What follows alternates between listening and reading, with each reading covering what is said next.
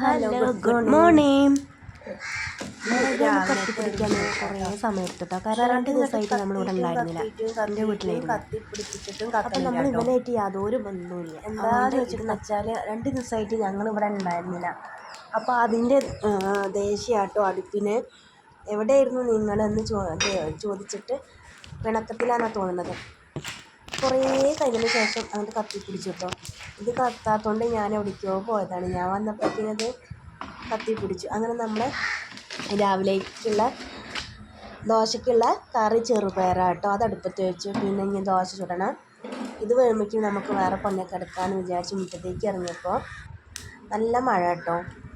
നല്ല മഴയായപ്പോൾ ഞാൻ അകത്ത് തന്നെ നിന്നു, പുറത്തേക്ക് ഇറങ്ങാൻ പോയി. അപ്പോൾ ഒന്നും കൂടി പോയി കടന്നു. ഇനി ഞാൻ ഉള്ളിയും മുളകും ചുട്ട ചമ്മന്തി അരയ്ക്കാമെന്ന് വിചാരിച്ചു കേട്ടോ. ഞാൻ ചെറിയ ഉള്ളി ഇങ്ങനെ ഈ കുന്തത്തുമ്മ കോർത്തിട്ട് അടുപ്പിക്ക് ഇട്ടു കേട്ടോ.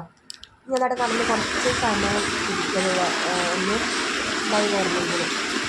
അപ്പം ഞാനത് അടുപ്പത്ത് വെച്ച് കുറച്ചേരെ നമുക്ക് മുറ്റടിച്ച് വരാനൊന്നും തോന്നുന്നത്. പിന്നെ രാവിലെ അധികം പണിയൊന്നുമില്ലല്ലോ. അപ്പോൾ പുറത്തൊക്കെ കാഴ്ച ഇങ്ങനെ കണ്ടിരിക്കുക കേട്ടോ. അതിൻ്റെ നമ്മളെ ചെറുപയറുകാർ ഇങ്ങനെ ഒന്നുമില്ലാണ്ട് അങ്ങനെ വറവിടുക കേട്ടോ. ഉപ്പിട്ട് വേവിച്ച് കടുകും ഉള്ളിയിട്ട് വറവിടുക കേട്ടോ. അങ്ങനെ കറിയായി. അതിൻ്റെ ഇടയിൽ നമ്മൾ മുളകും ഉള്ളിയും ചുട്ടിരുന്നു കേട്ടോ. അത് ഞാൻ ചമ്മന്തി അരച്ചു. അങ്ങനെ അതും കൂട്ടി ചായ കുടിച്ചു കേട്ടോ. അതിനിടയിൽ കൂടി ചോറെടുപ്പത്ത് വെച്ചു. ചോറും തിളച്ചേക്കിനാണ്ട് പിന്നെ ഞാൻ ഈ ചായ കുടിക്കാതിരുന്നത്. പിന്നെ നമുക്ക് സാവകാശം ഇന്ന് കുടിച്ചാൽ മതിയല്ലോ. അപ്പോൾ നല്ല അടിപൊളി ഉള്ളി മുളകും ചുട്ട ചമ്മന്തിയും ദോശയായിരുന്നു കേട്ടോ. പിന്നെ ഇത് നമുക്ക് കുറച്ച് മാന്തൽ കിട്ടി.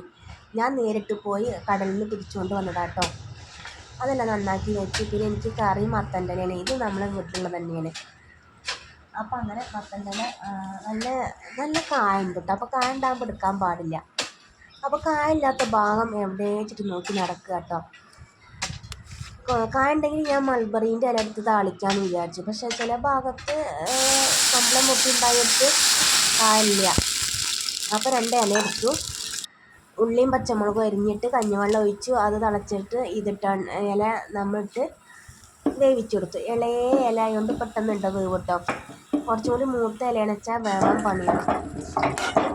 അങ്ങനെ നമ്മളെ കറി ഇവിടായി. മീനും ഇതാ വറുത്തു. അപ്പോൾ ഇത്രയൊക്കെ തന്നെയുള്ള ചെറിയ വിശേഷം. ഇനി സ്കൂളിലേക്ക് മീറ്റിങ്ങിൽ പോകണം.